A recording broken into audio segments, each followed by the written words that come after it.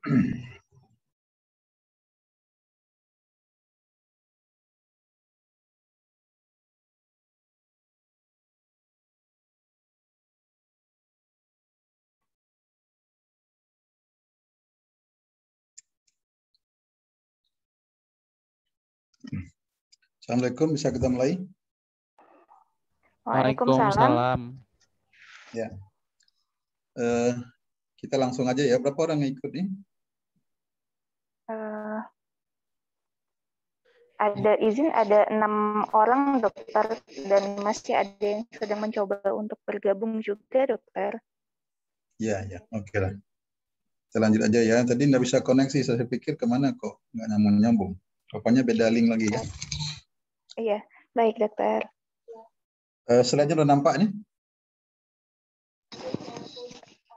Izin sudah dokter. Ya. Ini kuliahnya dirangkap ya, ensefalopati, koma, dan MBU sekalian. Oke, kita mulai. Assalamualaikum warahmatullahi wabarakatuh. Waalaikumsalam warahmatullahi wabarakatuh. Ya, topik kuliah kita pada siang hari ini adalah tentang ensefalopati, koma, dan mati batang otak atau MBU. Ya, istilah ensefalopati saya kira sudah sudah pada tahu semua, di mana ensefalopati berasal dari dua kata, yaitu ensephalon dan pati. Ensephalon artinya otak, pati artinya kerusakan. Jadi ensefalopati itu maknanya kerusakan otak. Kerusakan otak itu bisa kerusakan struktural, bisa juga kerusakan fungsinya. Nah, kalau kerusakan struktural itu bisa dibuktikan nanti dengan CT scan.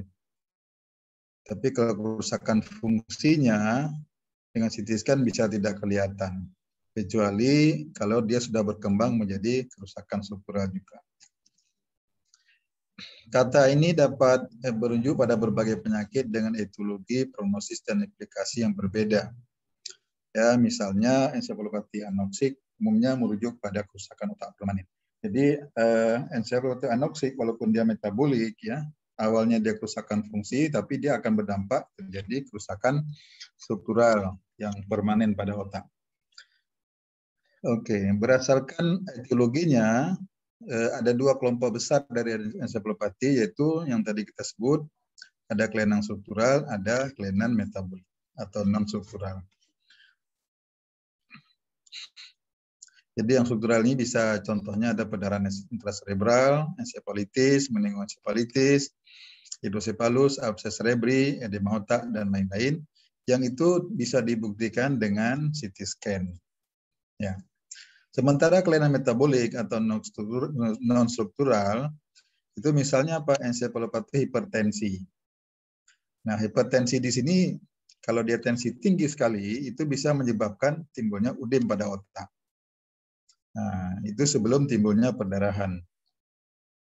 Jadi kalau masih karena hipertensinya saja belum terjadi perdarahan, maka bisa jadi kalau kita scan gambaran kelainan strukturalnya tidak begitu kelihatan, kecuali kalau udemnya sudah berat. Kemudian ensefalopati hepatik, ini pengaruh dari toksin dari hepar ya, terjadi penumpukan bilirubin. Kemudian juga akibat dari kerusakan ginjal, jadi penumpukan urium, namanya ensefalopati uremicum. Kemudian ada juga ensefalopati karena iskemik hipoksia, karena orang kekurangan oksigen. Ya. Nah, apa tanda-tanda penting dalam hal mendiagnostik kelainan yang terkait dengan ensefalopati ini? Yang pertama adalah kita mesti, kalau pasien dalam keadaan tidak sadar ya, kita harus berpikir ini etiologinya apa? Apa mungkin karena trauma, apakah karena infeksi, apakah karena mungkin ada stroke mungkin dan sebagainya. Ya. Maka tanda-tanda fisiknya mesti kita lihat. Yang pertama adalah kita lihat apakah ada tanda-tanda trauma. Itu penting sekali. Sebab kalau trauma yang berat menyebabkan cedera kepala berat, ya, itu ada tanda-tandanya yang kita mesti lihat. Yang pertama adalah perhatikan tanda-tanda adanya patah tulang tengkorak. Misalnya timbulnya rakon A, di mana timbul mata kelihatannya seperti membiru, bengkak kelopak matanya. Ya, seperti matanya rakun ya. Rakun ini seperti binatang apa itu? Seperti cerapai ya. Atau seperti apa satu lagi itu? Musang ya, mungkin begitu ya. Nah, perhatikan tanda-tanda pembengkakan atau perubahan warna di atas tulang mastoid di belakang telinga. Ini penting dicek nih, belakang telinga ada apa. Kalau ada gambaran seperti membiru, di situ ada kemungkinan dia ada perdarahan di dalam. Kemungkinan ada kaitannya dengan fossa media dari basis kranii. Ya. Nah, ini penumpukan darah di dalam yang telinga bagian dalam ini kita sebut dengan hemotimpanum. Kemudian perhatikan juga tanda-tanda kebocoran LCS. Nah, tanda-tanda kebocoran LCS itu bisa jadi berupa Rhinorrhea ya. Rhinorrhea itu kebocoran LCS yang keluar melalui hidung. Jadi dia seperti ingus, encer, tidak berbau, tidak kental begitu ya. Beda dengan ingus biasa. Kalau ingus biasa dia kental. Kemudian perhatikan juga kebocoran LCS dari telinga. Ya, perhatikan di telinga. Kalau dia betul-betul LCS yang keluar, dia tidak berwarna kuning, tapi berwarna, karena trauma tentu berwarna jernih kemerahan begitu. Ini karena ini saya lihat gambar, nggak ada gambar lain ya, saya biar agak lebih ingat. Kalau ini bisa jadi karena ke warna kuning begini, bisa jadi karena memang betul LCS keluar, atau bisa juga karena sekret infeksi dari liang telinga bagian tengah. Nah, dengan otoskop kita bisa lihat juga biasanya kalau ada alat otoskop kita bisa teropong ke dalam, lihat ke lewat meatus acusticus externusnya, kita bisa lihat liang telinga bagian dalamnya ini, di mana membran tipaninya bisa kelihatannya warna kecoklatan, ada darah. Di samping itu juga dinding bagian dalamnya kelihatannya agak membengkak. Ini mengindikasikan bahwa kemungkinan perdarahannya dia dari basis kraniinya. Jadi tanda-tanda begini penting sekali, jangan diabaikan ya. Dan darah.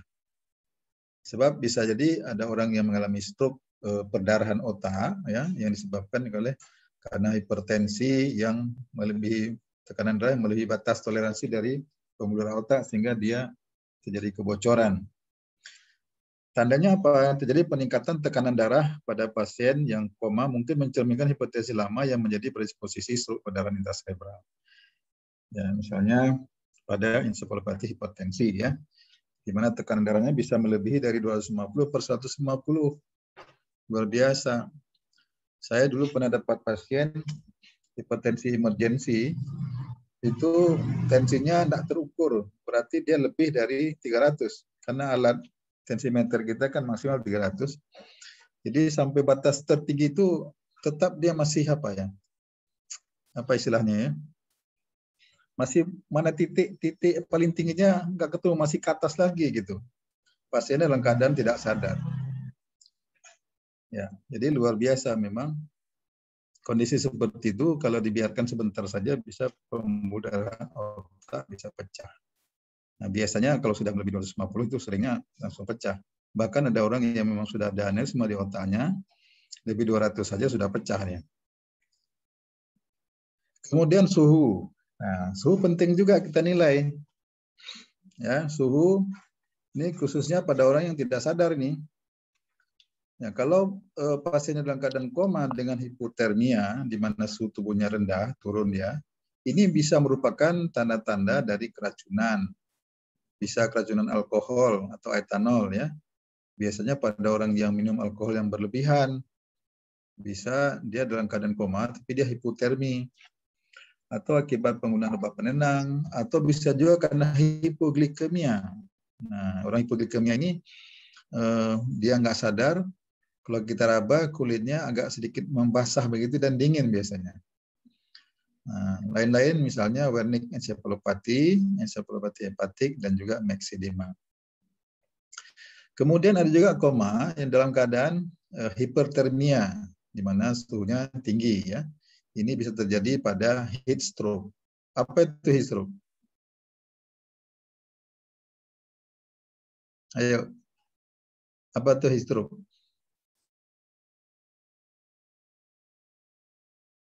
Kok diam saja? Bisa terdengar suara saya? Izin bisa, dokter. Apa itu heat stroke? Izin dokter. Pernah dengar nggak istilah heat stroke? Izin dokter. Ya. Untuk heat stroke, biasanya stroke yang terjadi akibat suhu yang sangat tinggi, dokter. Biasanya suhu yang mencapai 41 derajat Celcius, dokter. Jadi sebenarnya dia bukan stroke. Stroke itu kan bukan bukan yang heat stroke ini bukan kelainan cerebrovaskuler, dia bukan. Stroke itu kan bukan istilah sebenarnya. Di sini stroke artinya kan hantaman artinya. Jadi konotasi heat stroke itu tidak sama dengan stroke hemoragik atau stroke iskemik, tidak begitu. Nah, stroke hemoragik, stroke iskemik pun sebenarnya bukan nama sebenarnya. Nama sebenarnya adalah cerebrovascular disease namanya, atau penyakit pembuluh darah otak. Jadi kalau stroke itu kan orang yang kena hantaman gitu ya. Kenapa istilahnya disebut stroke? Karena orang yang kena stroke tiba-tiba lagi jalan langsung tumbang seperti orang kena pukulan. Makanya disebut stroke. Padahal istilah stroke itu bukan istilah sebenarnya. Nah, jadi orang-orang yang berada di lingkungan yang cukup panas, ya, misalnya seperti jamaah haji misalnya, dia berada di Arafah itu suhunya bisa mencapai 50 derajat Celcius. Kalau dia tidak cukup persediaan air yang dibawa, ya, itu tubuhnya cukup tinggi penguapan airnya sehingga dia mengalami produksi panas yang berlebih dari tubuhnya. Itu bisa mengganggu sistem saraf juga. Tapi bukan berarti dia lemah sebelah, tidak. Itu serangannya itu persis seperti apa ya? Seperti orang kesurupan begitu. Yang dia cari itu adalah air. Persis seperti orang orang delirium gitu ya, yang panas tinggi ya. Jadi ngomongnya ngaco begitu, bahkan bisa kejang-kejang. Tapi masalahnya dia bukan kelainan di pembuluh darah. Kalau stroke cerebrovascular disease itu kelainan di pembuluh darah, beda dengan heat stroke. Nah, jadi jangan dipikir istilah stroke ini sama, bukan, tidak sama dengan cerebrovascular disease, beda ya. Kemudian koma lain dengan hipotermia itu adalah status epileptikus, hipotermia malignan. Nah, ini apa nih hipotermia malignan? Kenapa kira-kira? Pada orang bagaimana bisa timbul? Pada orang yang, ayo, ini kan produksi panas yang berlebihan. Ya. Di badan kita yang mengatur panas apa sih? Yang ada kaitan dengan pengaturan panas? Dokter. Hipotalamus, dokter. Hipotalamus itu sentralnya ya. Nah, bisa jadi di situ ada sesuatu. Setting termostat itu bergeser terlalu tinggi. Sehingga terjadi hipotermia yang cukup tinggi. Itu masalah. Nah, bisa juga karena produksi hormon tiroid yang sangat berlebihan juga bisa menghasilkan panas. Ya. Nah, ini bisa juga ada kaitan dengan anestesi inhalasi, keracunan obat anticholinergik, perdarahan pons, dan lesi hipotalamus tertentu. Ya. Oke, kita lanjut. Nah, sekarang terkait pemeriksaan. Apa yang mesti kita periksa? Yang pertama adalah kita mesti cek ada tidaknya tanda rangsang meningnya. Nah, kenapa kita mesti cek? Karena kita perlu berpikir ini masalahnya apakah dia ada suatu tanda-tanda ke arah meningitis kah atau ke arah perdarahan subarachnoid. Oke. Nah, kemudian berikutnya yang penting adalah pemeriksaan funduskopi. Nah, ini pemeriksaan funduskopi berkali-kali diingatkan. Kalian belajar melakukan pemeriksaan funduskopi, melatih ya. Ini keterampilannya Anda bisa dapat begitu saja tanpa dilatih. Karena banyak sekali sign yang kita dapat dari hasil pemeriksaan funduskopi. kita dari funduskopi bisa memperkirakan adanya kelainan di otak seseorang. Ya, adanya papil edema di pasien dalam keadaan nggak sadar, cek funduskopinya, lihat betul nggak ada tanda-tanda di mana kemungkinan papil edemanya ada gitu. Kalau ada berarti itu pertanda bahwa terjadi peningkatan tekanan intrakranial. Jangan hanya berpatokan pada CT scan. Ya, CT scan itu untuk pemeriksaan penunjang selanjutnya. Kalau kita berada di tempat di mana CT scan tidak ada, maka ujung tombak pemeriksaan yang begini yang kita pakai. Sehingga dengan pemeriksaan sederhana begitu, kita tahu, oh ini ada sesuatu ini. Dari matanya sudah menunjukkan tanda-tanda tertentu ke arah kelainan atau penyakit tertentu. Disitulah pentingnya pemeriksaan funduskopi. Ya, ini standar kompetensi juga ini untuk PPDS. Bahkan untuk dokter umum pun ini juga ada kompetensinya pemeriksaan funduskopi. Coba lihat di SKD itu. Ada targetnya harus memahami tentang funduskopi. Karena kalau tugas di daerah tidak ada scan, nah ini alat seperti ini bisa dipakai, begitu. Kemudian tanda-tanda perdarahan retina, ya kelihatan. Nah, kalau tadi tanda-tanda papil edema kita lihat pada gambar di bawah ini. Lihat tanda di bawah ini, batas dari papilnya tidak tegas seperti ini, buram dia.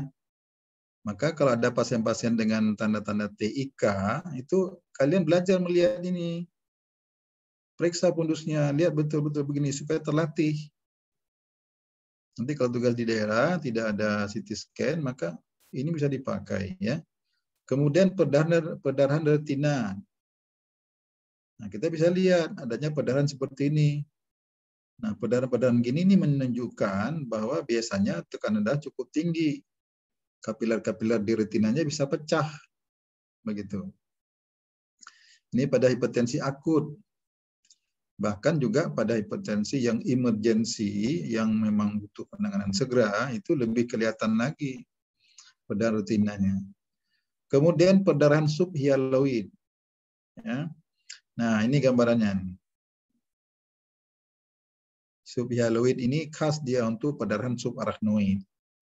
Jadi darah yang masuk ke ruang subarachnoid itu bisa merembes masuk ke ruang retina atau ruang subretinanya, subhyaloid.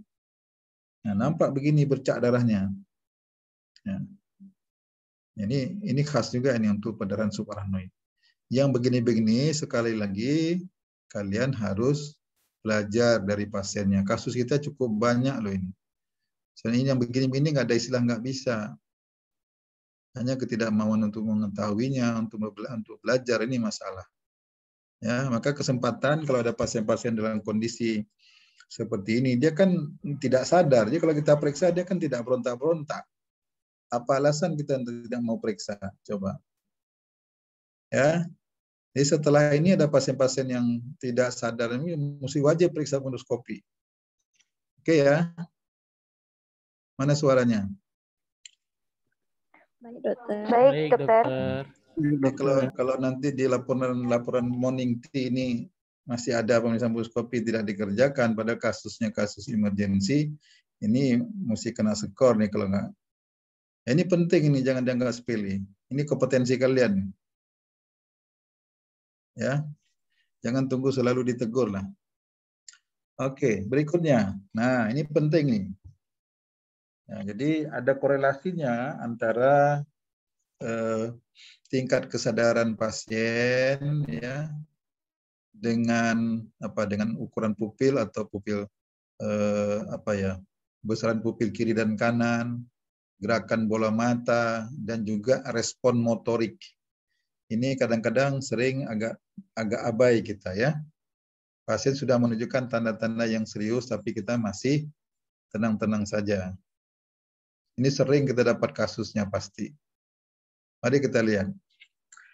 Nah, pada gambar ini bisa kita lihat rinci tanda-tanda fisik dari pemeriksaan yang bisa kita lakukan pada pasiennya. Ya. yang mencerminkan kelainan di suatu titik tertentu di otak atau batang otak. Mari kita lihatnya, gambar di atas ini.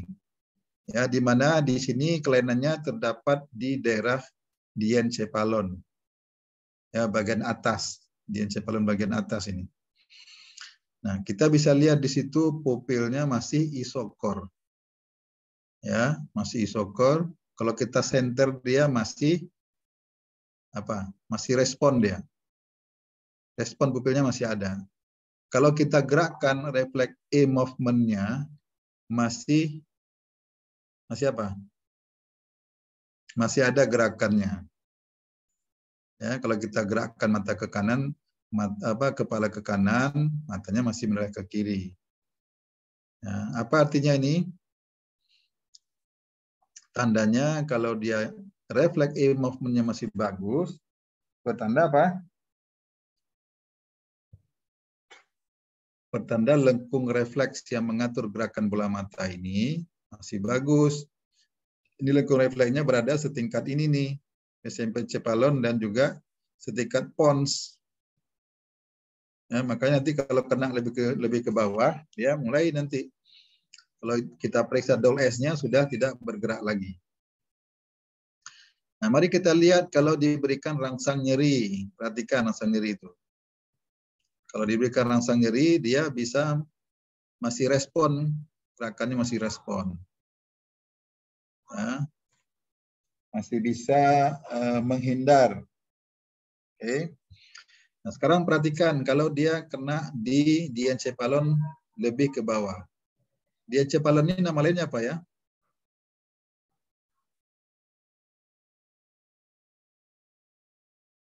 Apa nama lainnya? Kok lama sekali menjawab? Apa nama lainnya diencephalon?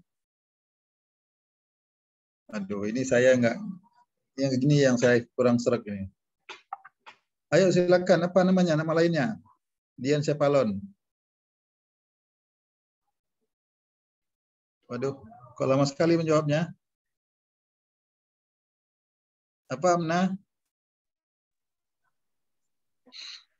Izin dokter, talmencephalon dokter. Apa? Talmencephalon. Apa itu talmencephalon? Saya baru dengar talmencephalon. Yang lain siapa? Apa namanya, nama lainnya dari diencephalon?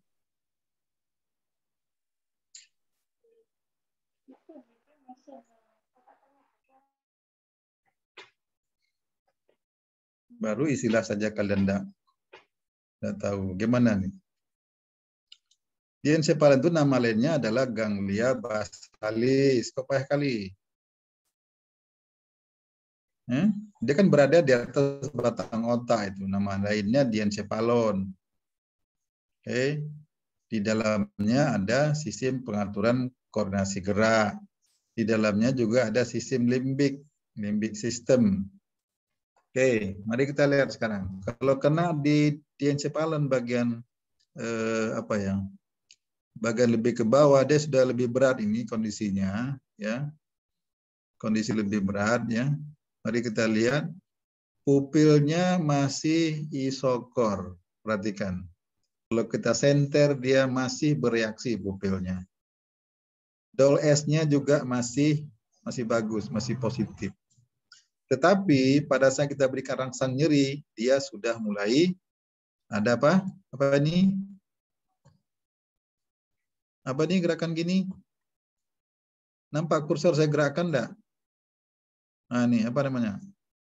Begitu kita berikan rangsang nyeri, timbul begini, kakinya begini nih. Apa namanya? Izin dokter, fleksi abnormal dokter. Ya, fleksi abnormal. Berapa skornya kalau GCS?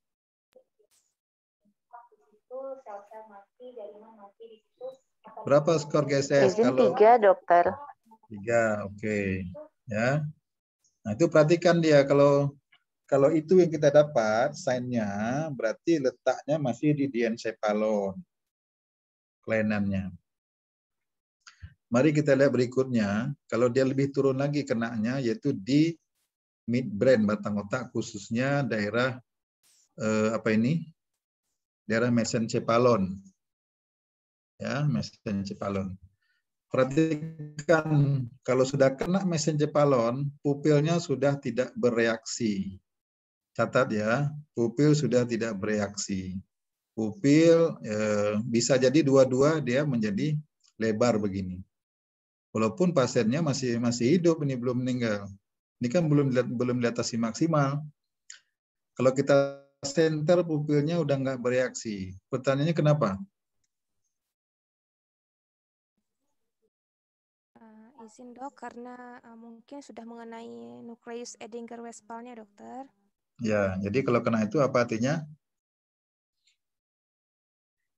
Izin dok, berarti jalur parasimpatis untuk matanya terganggu dokter. Ya, jadi jawabannya adalah lengkung refleksnya putus.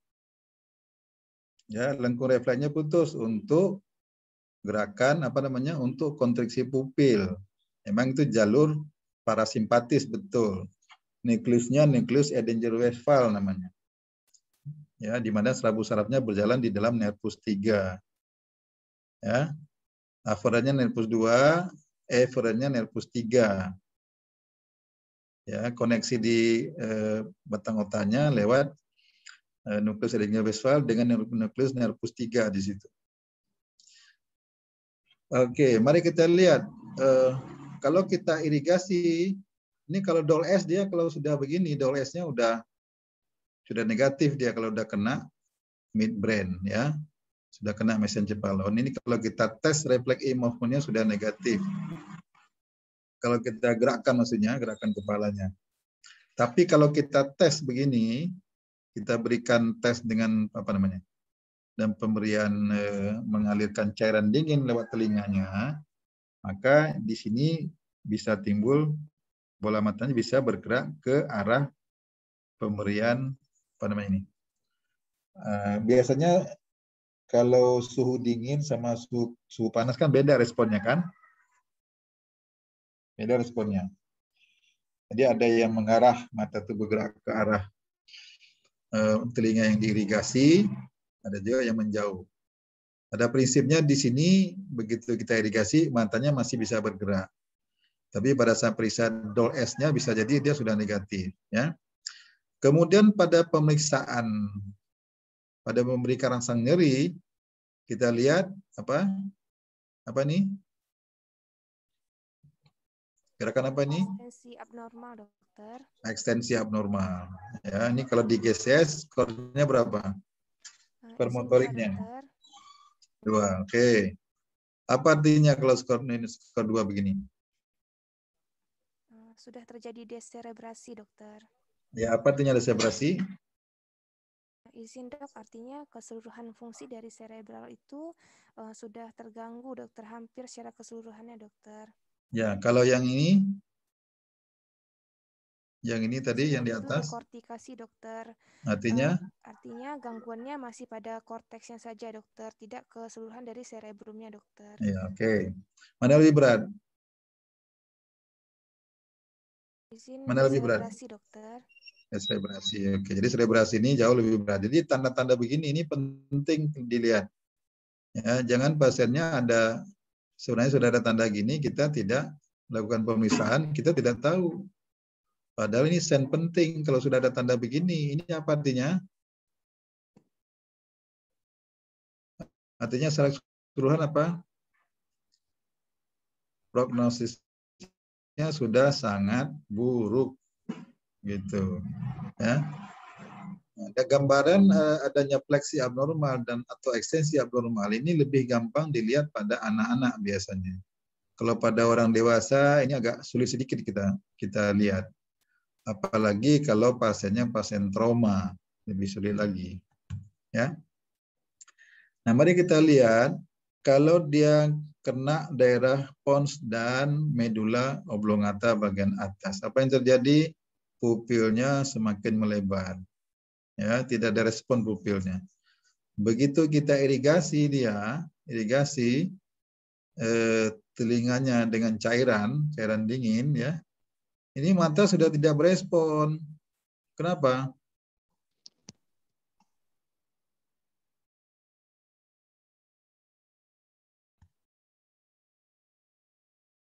Kenapa nggak berespon kira-kira?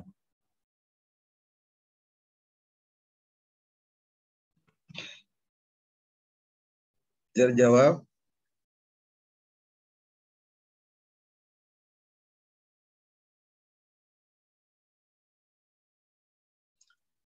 Kalau untuk menjawabnya ini kan tentu ada kaitan dengan refleks ya. Refleksnya untuk irigasi telinga itu, refleks itu ada lengkung refleks dia, ada bagian aferennya, ada bagian eferennya, itu yang harus diingat. Nah, kalau yang begini, ini aferennya apa? Nervus berapa? Sensasi rasa apa ya? Rasa dingin, rasa apa? Rasa tidak nyaman, rasa perih di telinga itu di bawah nervus berapa? Ayo, nervus berapa? Tuh kan kalau ditanya diam. Semuanya pada tutup layar semuanya. Macam mana saya ngajar sendiri kalian tutup layar semua? Yang begini nggak sopan nih ngajar, tapi kalian tutup layar semua gitu.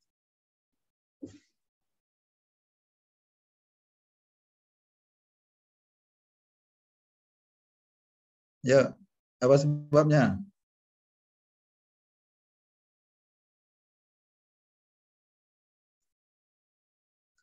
Mudah-mudahan suaranya nggak kedengaran itu.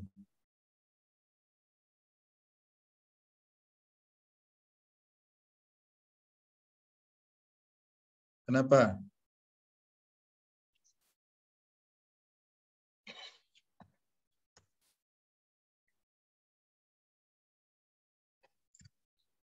Ini kalau dikeluarin soal begini bisa tumbang kalian yang nggak saya jawab. Karena ilmu dasarnya nggak mantap kalau begini. Ya, tadi saya sudah singgung. Ini ada bagian aferen, ada eferennya. Ya, setiap ini kan merupakan bagian dari refleks juga nih, refleks pergerakan bola mata. Ya, pada saat diberikan irigasi telinganya, sensasi dari cairan irigasi itu kan diterima oleh reseptor-reseptor saraf yang ada di situ. Kemudian dihantarkan ke batang otak. Dari batang otak dia nanti baru berkoneksi dia dengan nukleus penggerak bola mata. Itu prinsipnya. Nah, pertanyaan saya nervus berapa itu aferennya? Nervus 8 gitu. Ya. Kok pada diam semua? Kok pada diam semua? Cari buku. Masya Allah kalian ini. Itu nervusnya nervus 5. Ya. Dan juga nervus bagian dari kalau untuk sensasi nyerinya nervus 5 betul, tapi apa sensasi lainnya itu bisa diterima juga oleh nervus 8. Oke. Yang kaitan nanti dengan keseimbangan yaitu nervus apa yang berkaitan dengan keseimbangan? Nervus 8, dokter. Iya, yang nervus 8 kan ada 2. Isin vestibularis, dokter. Ya, nervus vestibularis. Vestibulococlearis, dok. Ya, itu kan sudah bergabung dia. Kan sebenarnya kan 2 nervusnya itu. Nervus vestibularis 1, satu lagi nervus cochlearis. Tentara reseptornya kan beda itu. Nah, kedua nervus itu dia nanti dalam perjalanannya bergabung jadi satu. Makanya disebut dengan nervus vestibulocochlearis namanya. Yang nama lainnya adalah nervus. Ayo, nama lainnya apa? Nama nervus apa? Nervus acusticus. Ya, nervus acusticus nama lainnya. Jadi kalau orang bilang nervus acusticus sama dengan nervus vestibulocochlearis. Dia gabungan kedua nervus tadi, ada nervus vestibularis, ada nervus cochlearis. Yang satu untuk pendengaran, yang satu lagi untuk keseimbangan gitu. Itu kan jelas, itu gampang sekali ya. Nah, jadi aferennya dari situ kemudian diteruskan ke batang otak. Nah, itu kan daerah batang otak ada pons itu koneksinya. Makanya kalau lesi daerah pons ya, maka begitu kita irigasi begini sudah tidak ada respon lagi.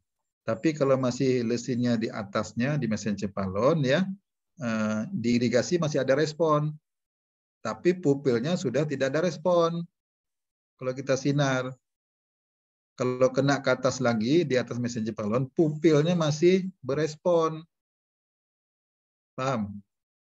Nah, grading-grading kelainan seperti ini memang harus betul kita kuasai sehingga nanti bisa kita terapkan, kita pakai secara klinis untuk menentukan kira-kira letak lesinya di mana sudahnya.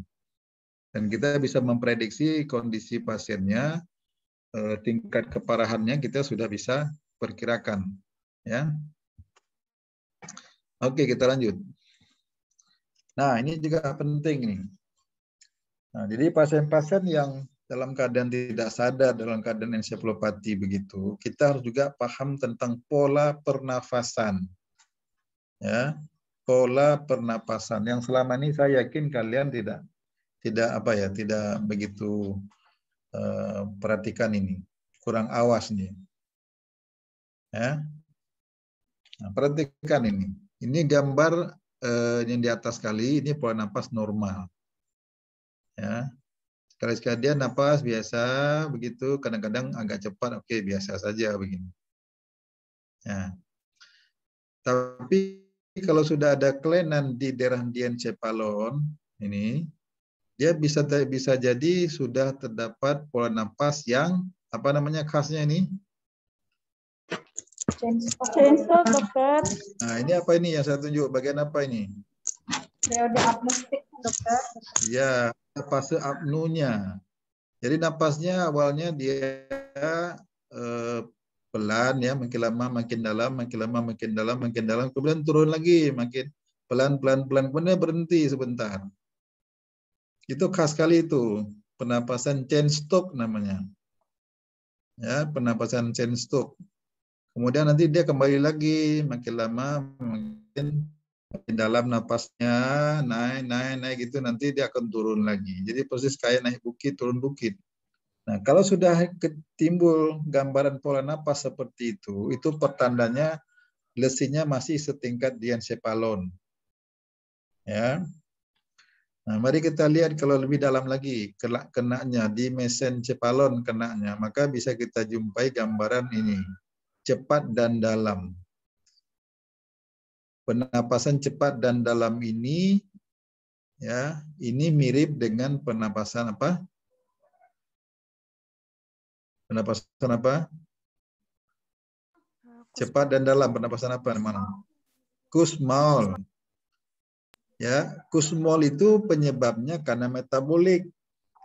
Karena kelebihan asam di dalam darahnya. Maka dia akan mencetus timbul penapasan kussmaul. Tapi kalau karena kelainan otak seperti ini, kelainan di batang otak di mesencephalon, ini kita tak sebut, bukan kita sebutkan kussmaul, tapi namanya central hyperventilation namanya. Jadi jangan salah pakai ya. Nah, kalau memang dia sudah ada penapasan seperti ini, kemudian kita cek dia metaboliknya bagus, ya, pertanda ini sarafnya bermasalah, bukan metabolik begitu. Jadi kalau nanti kita periksa apa namanya? Periksa apa? Akda. Akda ya. Kita periksa asam basa darah. Di situ masih normal bisa. Tapi penapasannya kussmaul kan, kesannya kussmaul gitu ya. Cepat dan dalam. Jadi sebenarnya kalau ada pasien yang penapasan cepat dan dalam seperti ini, kita mesti tentukan ini kira-kira metabolikah atau kelainan strukturalkah atau kelainan neurologiskah gitu. Itu yang penting. Ya. Kemudian kalau sudah mengenai pons, maka pernapasannya sudah ataksik. Ya, ataksik napasnya. napasnya sudah mulai tersendat-sendat gitu. Ya, diselingi nanti ada yang periode apnonya juga. Tapi napasnya, frekuensi napasnya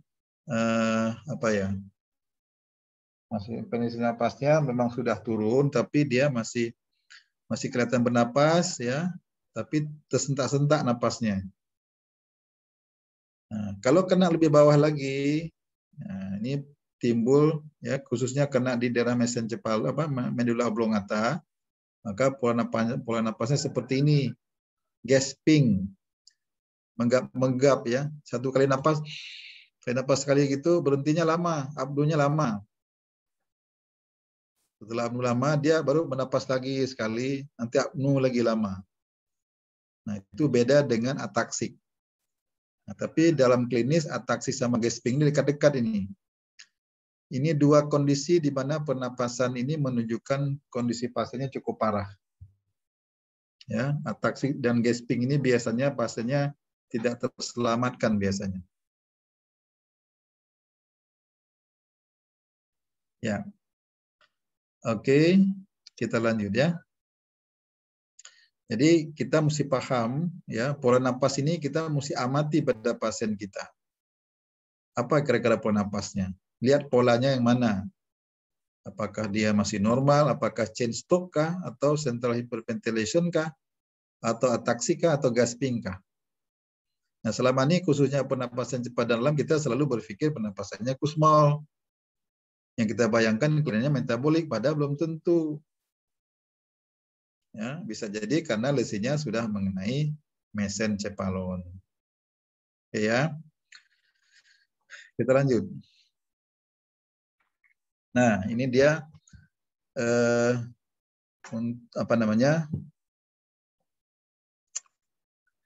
tanda-tanda kelainan pada pada mata, kemudian respon motorik berdasarkan letak lesi struktural di otak. Nah, ini khusus untuk lesi struktural. Artinya memang kelainan neurologis, bukan metabolik. Bukan metabolik encephalopati, tapi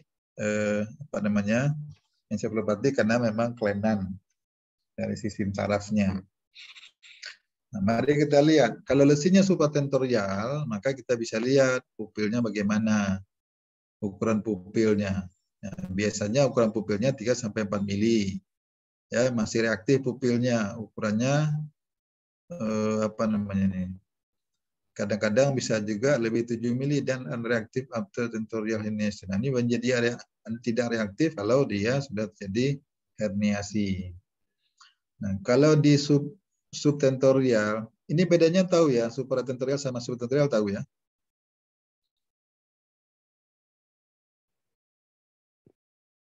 Apa batasan ini? Disebut dengan lesi supratentorial, ini lesi subtentorial. Batasnya di tentorium cerebelli, dokter. Di mana tentorium cerebri itu berada? Atau tentorium cerebri itu apa?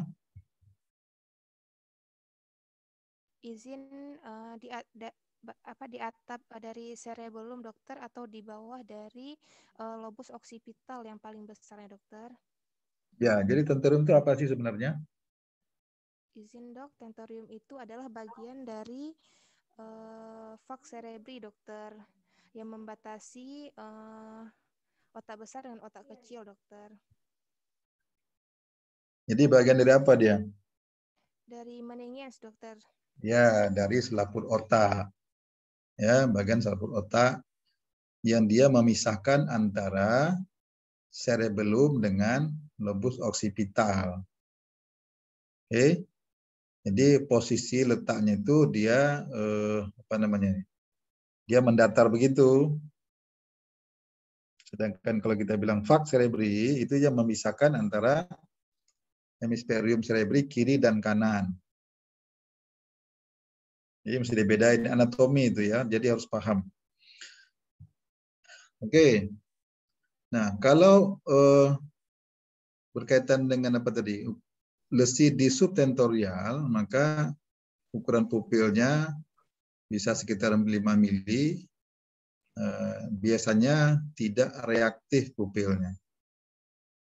Nah, jadi kalau sudah pupil tidak reaktif itu biasanya sudah mulai kena batang otak. Kalau supratentorial ini belum kena batang otak dia. Lesinya di atas dari vaks cerebri, jadi di atas batang otak. Kalau subtentorial dia lesinya sudah di bawah tentorium cerebri itu langsung batang otak di situ. Makanya pupilnya tidak bereaksi. Ya. Kalau dia masih bagian atas dari midbrain, ya, belum kena belum kena lengkung refleks untuk pupil, maka pupilnya justru di situ refleksnya terstimulasi dia, sehingga timbul pinpoint pupilnya. Pupilnya mengecil. Tapi kalau dia sudah kena lebih ke bawah lagi dari mesencephalon, di mana dia sudah mengenai lengkung refleks pupil, maka pupilnya menjadi unreaktif. Jadi kalau kita center, pupilnya tidak ada respon lagi. Nah, begitu. Walaupun pasiennya masih hidup, jadi jangan dikira nanti dengan pupil sudah nggak ada respon, dianggap pasien sudah meninggal. Padahal belum tentu. Di bagian bawah dari mesencephalon itu masih ada bagian-bagian lain, ya, yang mungkin masih aktif, masih berfungsi dia. Ini jadi masalah. Kadang-kadang kalau hanya berpatok pada pupil yang tidak reaktif lagi atau pupil sudah dilatasi dan itu menyatakan orang sudah meninggal, itu bahaya. Nah, ini bisa terjadi di lingkungan awam, ya. Lingkungan awam ini bisa terjadi nih. Nah, orang yang dia belum meninggal penuh, ya, sudah dianggap meninggal hanya dengan melihat pupilnya yang melebar. Pupil yang tidak ada respon lagi. Sayangnya seperti itu, kalau pasiennya dikeburkan, itu pasiennya sebenarnya masih hidup. Dengan catatan bagian daripada di bawah mesencephalon itu masih berfungsi. Bisa jadi orangnya masih hidup, tapi dia sudah nggak ngomong, dia udah koma dalam, betul. Sudah nggak gerak lagi, bisa jadi. Ya, lantas dimandiin, dikapanin, dikuburin, meninggalnya di dalam kubur. Jadi statusnya sama dengan membunuh pasien. Itu yang harus diingat. Nanti kita bicara nanti tentang MBU habis ini, ya. Nah, bagaimana kalau gambaran encephalopati yang sifatnya difus? Encephalopati yang sifatnya difus atau pada meningitis misalnya, ya. Nah, kita bisa lihat di situ ukuran pupilnya masih normal, dia masih bereaksi. Walaupun kadang-kadang bisa kita jumpai pupil yang pinpoint. Nah, kadang-kadang juga bisa menjadi unreaktif karena penggunaan opiat. Ya, misalnya kalau di ruang ICU sering dikasih fentanyl misalnya. Fentanyl kan dia morfin itu, ya. Pupilnya jadi pinpoint, mengecil, dia kita center, nah, ada respon pupilnya. Atau bisa juga pupil yang besar kelihatan dilatasi oleh karena efek pemberian obat-obat antikolinergik.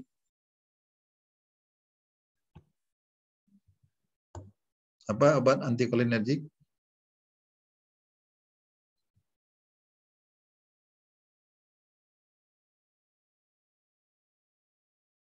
Apa nama obatnya? Contoh.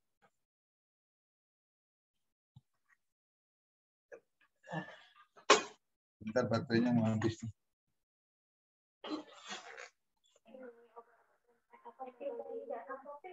Izin atropin, dokter.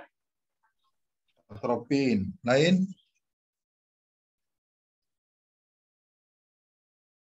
Benzodiazepin, dok. Benzodiazepin.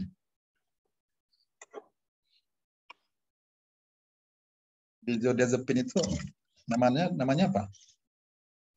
Nama lainnya. Namanya diazepam. Diazepam nama lainnya Valium. Itu kan obat penenang. Itu bukan antikolinergik gitu. Itu antidepresan. Ya. Tapi kalau yang tadi sulfasatropin itu bisa, itu antikolinergik, ya. Kolinergik atau antikolinergik itu, ya? Kalau antikolinergic dia melawan dari cholinergic. Apa nama obatnya? Nanti lihat dia obatnya apa aja. Cholinergic berarti dia bekerja menekan fungsi asetilkolin. Ya, anticholinergic. Dia menekan fungsi asetilkolin.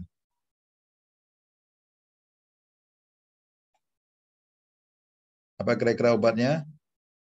Sudah tahu? Ipratropium bromida, dokter. Ya, bisa. Nah, karena dia, kalau di ruang ICU sering dipakai juga anticholinergic. Yang paling sering apa?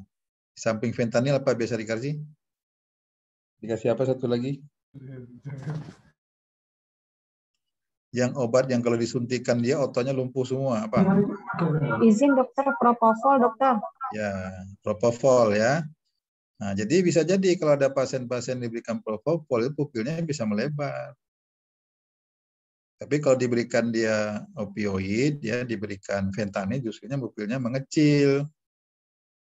Karena dia efeknya mirip dengan efek parasimpatis. Kayak yang begitu-gitu mesti betul-betul dipahami itu. Kemudian yang kedua, kita bisa menentukan letak lesi di otak berdasarkan refleks E movement-nya. Ini nama lainnya apa nih refleks E movement? Siapa tahu nama lainnya?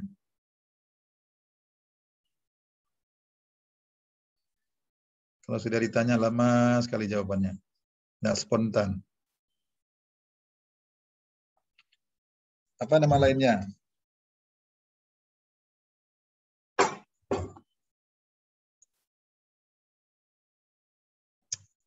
Ya. Apa namanya, Cut?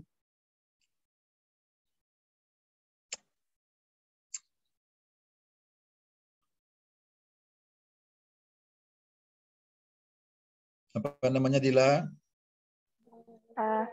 Izin dokter, vestibular ocular reflex, dokter. Refleks E movement.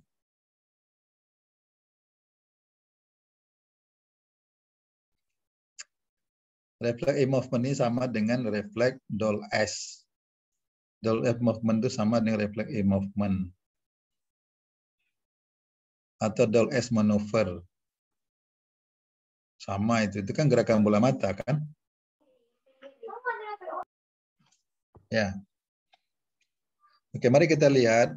Kalau lesinya masih di supratentorial ya, maka refleks tadi kan sudah ada di apa tadi? Di gambar tadi kan jelas itu. Refleks apa namanya? Kalau lesinya masih di atas batang otak, ya, berarti kan supratentorial itu kan. Nah, refleksnya masih bagus, DOL-S-nya masih bagus. Begitu kita gerakkan kepala ke kiri ke kanan, bola matanya masih bisa ikut apa ya? Masih bisa ikut bergerak-gerak dia. Kalau kita gerakkan kepala ke kanan, bola matanya bisa bergerak ke kiri. Itu tandanya refleksnya masih bagus. Sebaliknya kalau kita dorong kepalanya ke kiri, bola mata ikut ke kiri, kita dorong ke kanan, dia tetap ke kanan, tidak ada bergerak-gerak begitu, itu tandanya DOL-S maneuvernya sudah negatif atau refleks E movement-nya sudah negatif. Oke. Nah, ini kan dia negatif kalau kenanya mulai dari mesencephalon atau pons begitu. Apalagi kalau sudah herniasi itu sudah sampai ke batang otak, sudah sampai ke medula oblongata itu lebih berat lagi. Bisa disertai dengan tanda-tanda lain yang lebih berat. Nah, bagaimana kalau lesinya subtentorial? Letak lesinya di bawah tentorium cerebelli. Tentorium cerebelli ya. Bukan tentorium cerebri, tapi tentorium cerebelli. Betul nggak? Istilah anatominya. Kalau FAK itu FAK cerebelli atau FAK cerebri? FAK cerebri dokter. Ya, FAK cerebri. Kalau tentorium? Tentorium cerebelli, dokter. Cerebelli. Jadi istilah begitu jangan sampai keliru, nanti keluar di soal ujian kalian salah pilih. Pada dijebak di situ. Ya, jadi harus paham dia. Kalau tentorium cerebelli namanya, dia memisahkan antara cerebellum dengan lobus occipital dari cerebrum ya. Kalau dia Fax cerebri, dia memisahkan hemisferium kiri dan hemisferium kanan dari cerebrum. Gitu ya. Ini sampai anatomi pun bisa diluruskan sama saya biar jangan salah paham ya. Nah, jadi kalau lesinya letaknya di subtentorial, maka refleks E movement-nya, coba kita lihat, sudah terganggu belum? Bisa jadi dia sudah mulai terganggu. Ya, apalagi kalau letak lesinya sudah setingkat pons. Kemudian bagaimana kalau pada kondisi ensefalopati karena mungkin infeksi, ya, karena meningitis, coba lihat. Biasanya dia normal.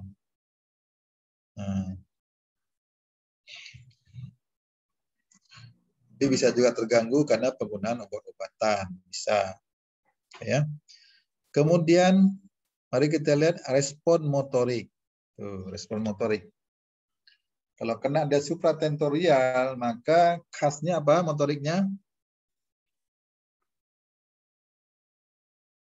Ayo, khasnya apa?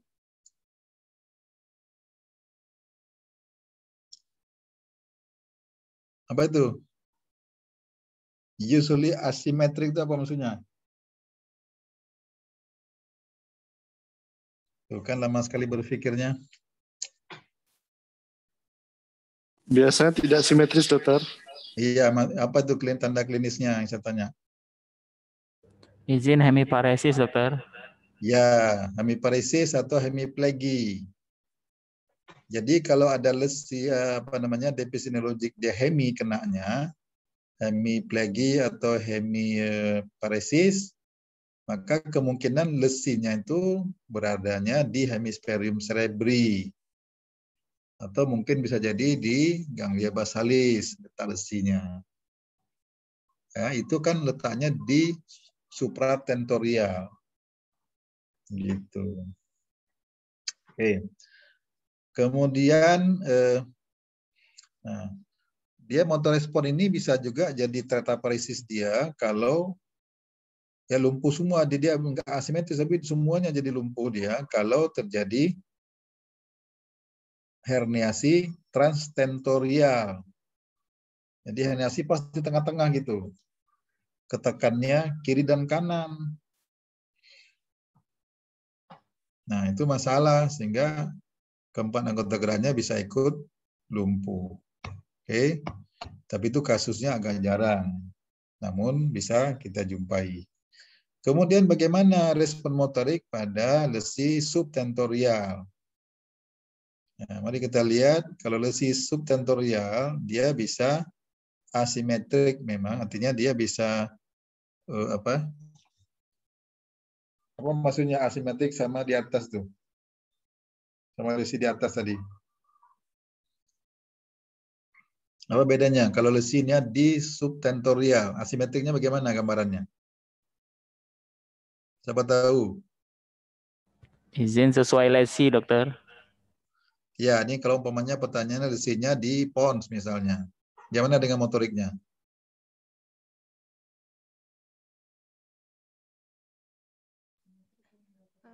Izin dok, hemiparesis kontralateral dokter.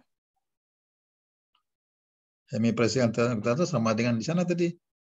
Dengan lesi di hemisferium cerebri. Izin dokter, hemiparesis alternans, dokter. Iya, apa itu maksudnya hemiparesis alternan?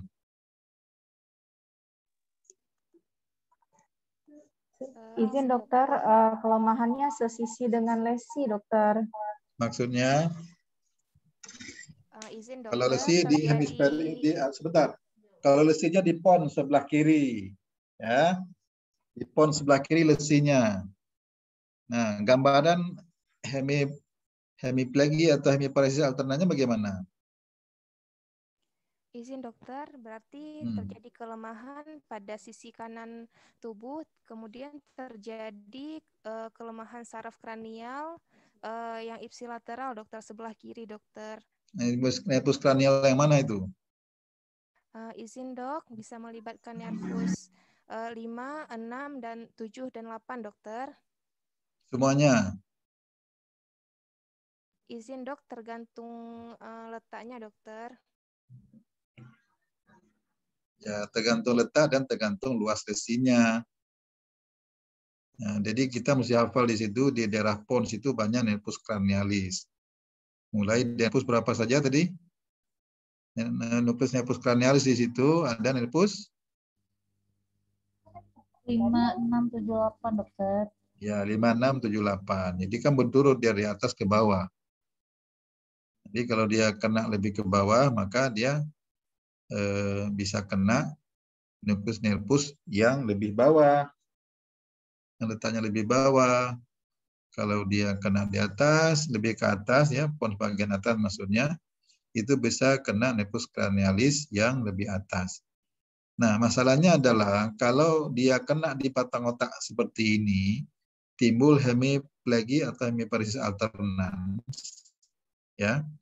Maka kita bisa lihat di situ letak lesinya, kita bisa perkirakan apakah dia berada di pon, apakah di mesencephalon, atau lebih ke bawah. Ya, kalau kena di pons, ya, maka daerah yang kena itu, nukleus yang kena setinggi lesi, dia akan gambarnya isi lateral. Gambarnya isi lateral, sedangkan yang di atas lesi itu gambarannya kontralateral dia. Nanti lihat perjalanan nervus cranialis itu. Pelajari lagi anatominya ya. Oke. Sekarang bagaimana gambaran respons motorik kalau terjadi ensefalopati metabolik atau terjadi meningitis misalnya. Ya. Nah, biasanya responnya masih simetris. Atau kadang-kadang juga bisa asimetris. Kadang-kadang ya. Pada kondisi hipoglikemi. Apalagi pada kondisi hiperglikemi juga bisa, atau pada ensefalopati hepatik. Tapi biasanya dia simetris.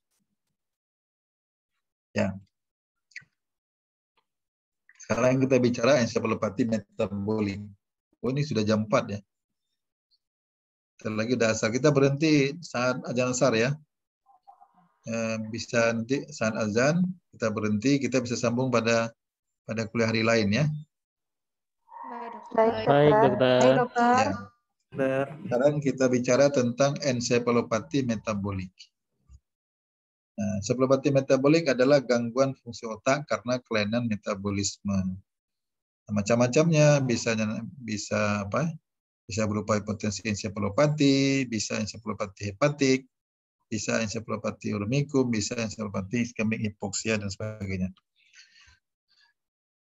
Nah, ensefalopati hepatikum. Nah, ini biasanya ada gangguan kognitif dan perilaku. Ini pada gejala awalnya ini.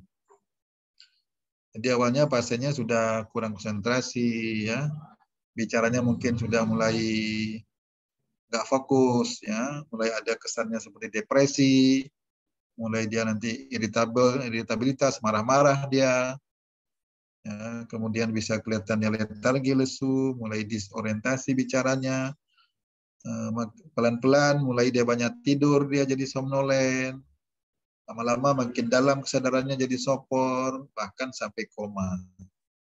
Nah, biasanya pada ensefalopati hepatikum itu ada tanda-tanda seperti itu. Ada gangguan kognitif dan gangguan perilaku. Pertanyaannya kenapa begitu?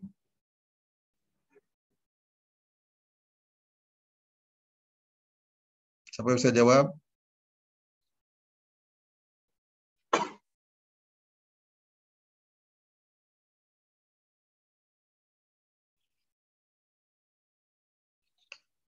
Ya.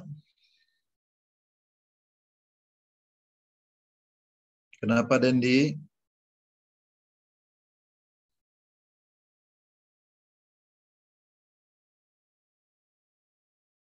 Apa yang terjadi pada ensefalopati hepatikum?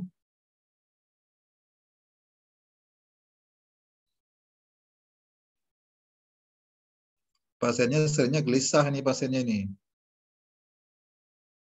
Kalau dia masih sadar mungkin dia bisa marah-marah, dia gampang marah-marah. Semua salah begitu, orang dimaki-makinya bisa.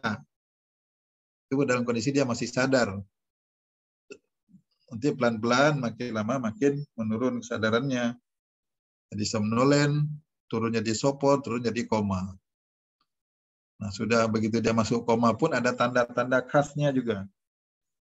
Tanda-tanda khas dari ensefalopati hepatikum secara neurologis. Tahu nggak kalian tuh tandanya?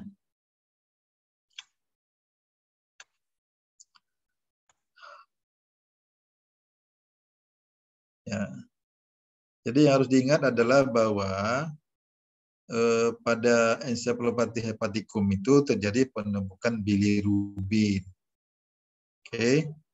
Bilirubin ini bisa menyebabkan, kalau dia kadar dalam darahnya tinggi sekali, bisa menyebabkan toksik ke otak. Jadi kadar bilirubin yang tinggi itu bisa meracuni sel-sel neuron di otak. Itulah yang menyebabkan pasiennya mengalami gangguan fungsi sel saraf di otaknya awalnya. Kemudian lama-lama dia jadi disorientasi, mulai ngomong yang lantur, ya, mulai banyak tidur. Kemudian terus makin turun kesadaran sampai koma. Nah, kemudian apa tanda lain pada fungsi neuromuskulernya? Yaitu bisa timbul tremor. Ya, bisa timbul apraksia. Apraksia itu apa?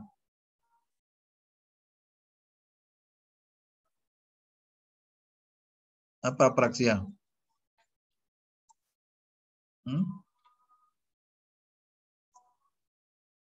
Apa artinya apraksia, Rizkia? Izin dokter, gangguan saraf pada otak yang membuat seseorang kesulitan untuk mengkoordinasikan otot yang digunakan saat bicara. Saat bicara. Apraksia kan macam-macam, tidak hanya bicara kan? Klinisnya kita jumpai bagaimana kita sebut pasiennya apraksia.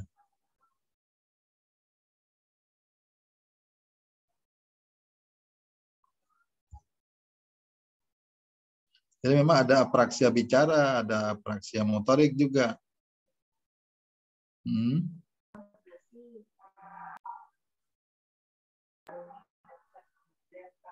Izin dokter, pasien biasanya akan kesulitan dalam mengkoordinasikan gerakan ataupun tindakan saat ingin melakukan sesuatu, dokter. Contohnya?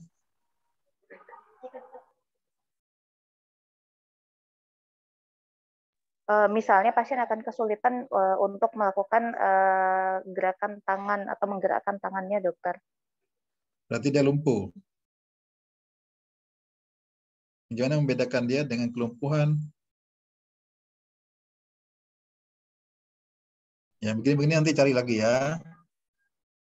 Yang jelas apraksia itu dia ada gangguan melakukan suatu gerakan yang sifatnya gerakan yang terampil atau gerakan tangkas. Nah, jadi kalau kita suruh lakukan sesuatu, dia nggak bisa lakukan dengan baik, tapi dia tidak lumpuh. Ya, dia tidak lumpuh. Kemudian ataksia. Ataksia apa?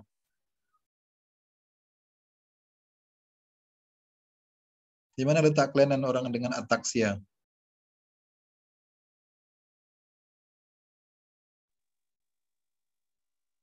Izin di cerebellum, dokter. Pada ataksia, pasien akan mengalami gangguan keseimbangan. Belum, otak kecil ya.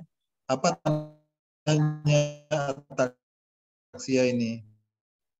Klinisnya.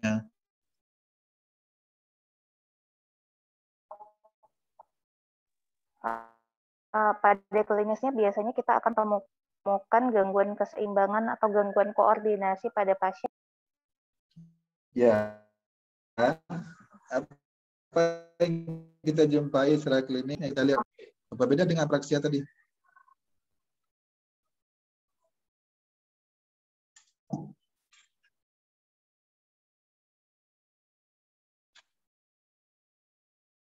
Ayo.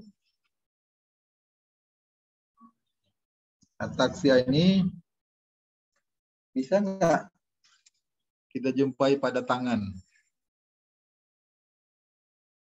Bisa nggak kita jumpai pada kaki? Apa tes yang kita lakukan untuk mengetahui adanya ataksia pada tangan? Apa tes yang kita lakukan untuk menilai adanya ataksia pada kaki?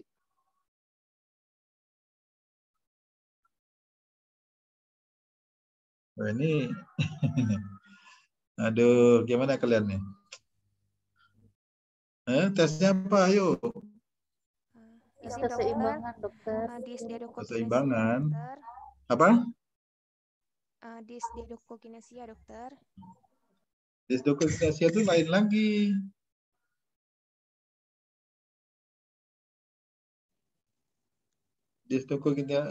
Dysdiadochokinesia itu bukan ataksia.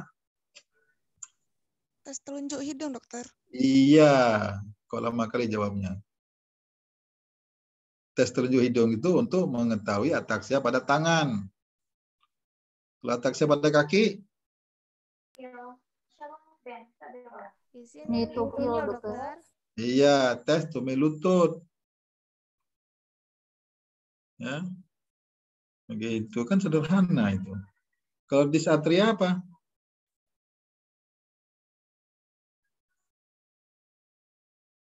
Dysarthria apa? Izin dokter, dysarthria adalah kesulitan untuk berbicara. Biasanya gangguan pada otot yang digunakan untuk berbicara, dokter. Otot apa itu?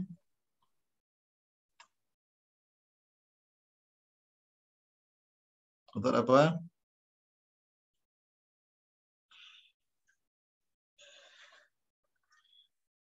Ini kesannya kalian tahunya sepotong-sepotong. Yang dipotong sudah menyebutkan sesuatu berhenti, menyebutkan sesuatu berhenti. Ini mencerminkan pola belajarnya begitu. Nggak komprehensif dia belajarnya. Dysarthria betul, kelainan otot yang berkaitan dengan kemampuan berbicara. Ya, pertanyaannya otot mana? Dan penyebabnya kenapa? Ayo. Ini sambil diskusi nih. Kalau nggak begini, kalau saya sebut-sebut gitu aja, kalian nggak nyambung. Ilmunya dihafal. Ya, udah betul tadi kelainan otot untuk berbicara, sudah betul. Ya, pertanyaan otot apa? Untuk berbicara itu otot apa?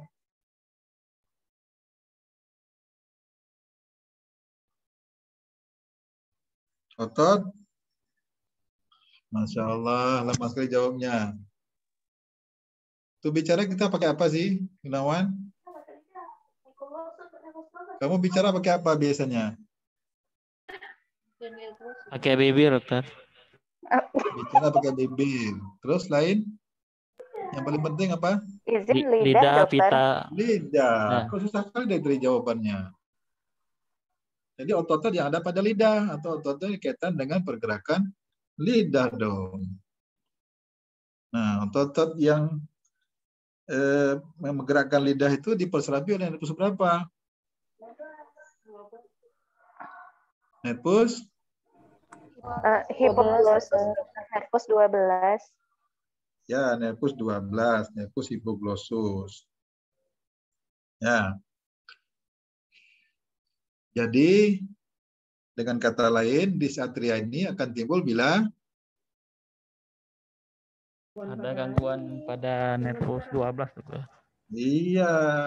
Jadi, dysarthria itu identik dengan gangguan pada nervus 12.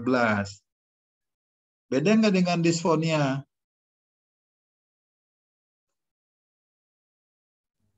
Beda lagi ya. Nah, disfonia nervus berapa kalau disfonia? Nervus 9, dokter. Nervus 9, dokter. Nervus 9. Nervus 9 itu apa namanya? Glossopharyngeus, dokter. Glossopharyngeus. Hanya nepus 9 saja. 9 dan 10, dokter. 9 dan 10. Jadi biasanya satu rangkai dia. Ya, nervus 9-nya sensorik, nervus 10-nya motorik. Oke. Nah, kemudian bisa kita jumpai juga gambaran nystagmus. Apa itu nystagmus?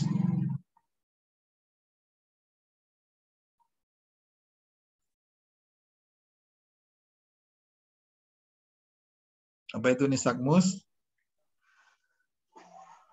Izin dokter, nystagmus adalah gerakan mata yang involuntir yang dapat menyebabkan mata bergerak cepat dari kiri ke kanan atau atas ke bawah, dokter. Ya, apa bedanya dengan kalau orang menggerakkan mata cepat ke kiri ke kanan, bisa nggak? Beda nggak dengan nystagmus? Pada nystagmus ini involuntir, jadi tidak disengaja, dokter. Tidak disengaja. Tapi bisa kita cetuskan, kan?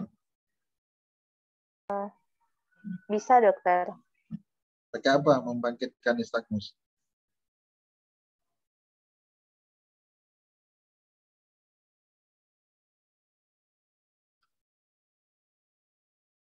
Itu akan ketemu nanti di di bidang bidang mata, apa istilahnya?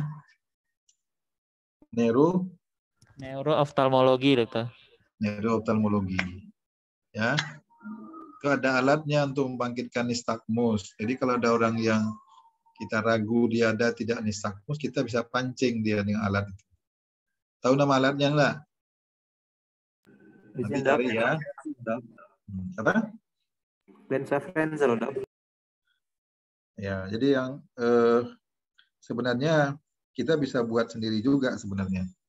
Sesuatu objek yang di objeknya belang-belang kita putar saja begitu depan matanya, itu bisa bikin orang jadi nystagmus. Bisa juga dengan kita suruh pasanya muter gitu ya. Jadi bisa timbul juga nystagmus. Kemudian kekakuan otot bisa timbul juga hipo dan hiperrefleks dan pupil dilatasi.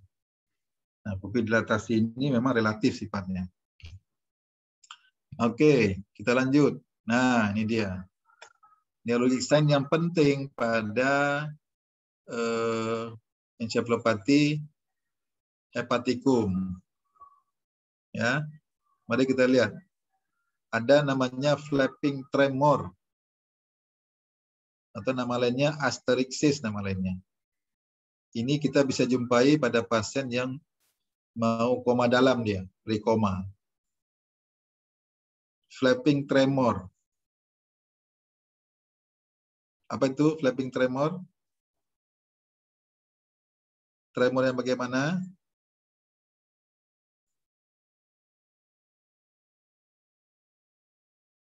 Itu gambar kan ada itu, sengaja ditunjukin gambarnya.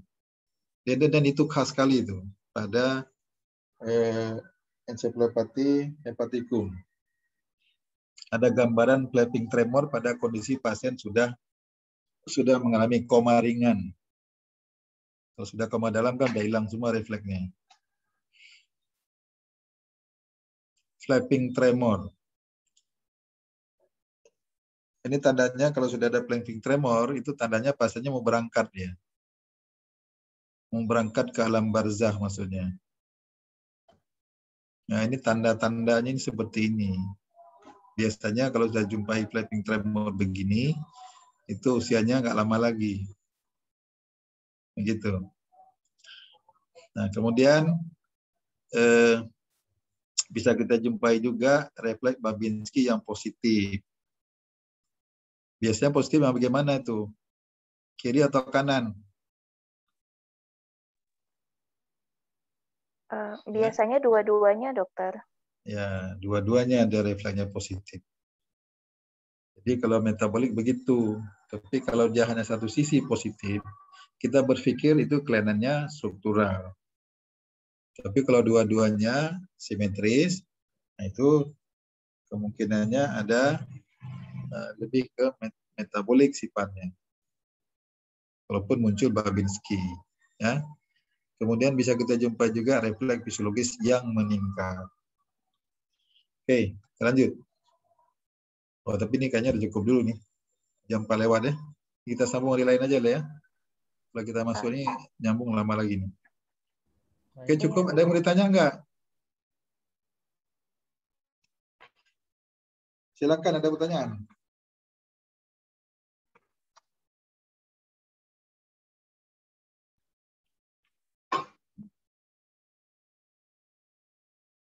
Izin dokter. Ya. Ingin bertanya dokter. Ya, silakan. Kita kan sering dikonsulkan dari bagian penyakit dalam dengan penurunan kesadaran karena metabolik ensefalopati, dokter. Ya. Dari penjelasan tadi memang seperti peningkatan bilirubin, misalkan begitu dok kan. Dari kita bagian neurologi sendiri, pada kita apa perlu pemberian obat seperti kolin atau obat-obat dari neurologi dokter untuk itu, atau kita harus penyebabnya sendiri yang harus kita turunkan dokter? Ya, jadi idealnya ini timbul karena memang ada faktor metabolik. Ya, kalau pada ensefalopati metabolik tentu ada faktor metabolik yang berubah yang mencetuskan timbulnya pasiennya mengalami ensefalopati. Nah, pada kondisi seperti itu, faktor kelainan metaboliknya itu kalau tidak diperbaiki, tidak akan terperbaiki klinisnya. Karena kelainan di neurologisnya itu sifatnya sekunder, bukan primer. Jadi mau dikasih obat apa saja di kita tidak akan mengkoreksi dia. Tidak akan memperbaiki kondisi. Itu masalahnya. Makanya pada kondisi metabolik ensefalopati seperti itu, jadi kita sarankan dia perbaiki bidang penyakit dalam itu harus memperbaiki kondisi dari metabolik tadi. Apa misalnya kondisinya? Misalnya seperti pada ginjal ya paling sering karena penumpukan urium, maka dia harus keluarkan uriumnya dari darahnya sebelum dia menyebabkan toksik ke sel-sel saraf otak. Kalau dibiarkan terus-menerus misalnya pada urium yang menumpuk begitu, risikonya bisa terjadi toksik pada sel-sel neuron di otak kita, bisa mencetuskan kejang-kejang. Yang kejang-kejang itu tidak akan berhenti, dia kalau dikasih obat pun dia responnya sebentar, kejang lagi dia. Kalau metaboliknya tidak diperbaiki. Jadi prinsip penanganan ensefalopati metabolik ya, yang utama sekali yang primernya adalah harus memperbaiki fungsi metaboliknya, itu prinsip. Dan itu bukan pekerjaan kita, itu pekerjaan bidang penyakit dalam. Nah, kita hanya bisa sedikit membuat sel neuron itu tidak terlalu berpengaruh dengan pemberian neuroprotektan. Tapi biasanya kalau metabolik tidak diperbaiki, neuroprotektannya juga tidak bisa berfungsi maksimal. Ya, gitu.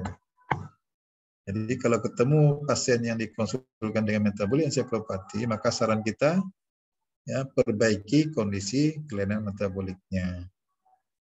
Apa kelainnya? Apa mungkin hiperglikemia misalnya, atau hipoglikemia, atau hiperuremia, ya kan? Atau bisa jadi hiperbilirubinemia, begitu. Ya, jadi jelas dia karena dia di kita hanya sifatnya sekunder, bukan primer. Oke, ada lagi pertanyaan? Satu lagi mungkin nih mau azan soalnya.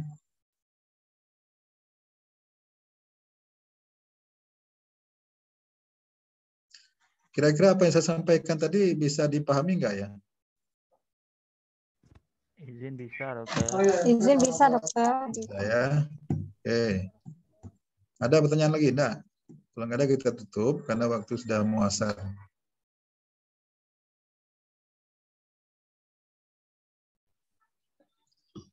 Oke, kalau nggak ada mungkin slide-nya saya stop ya.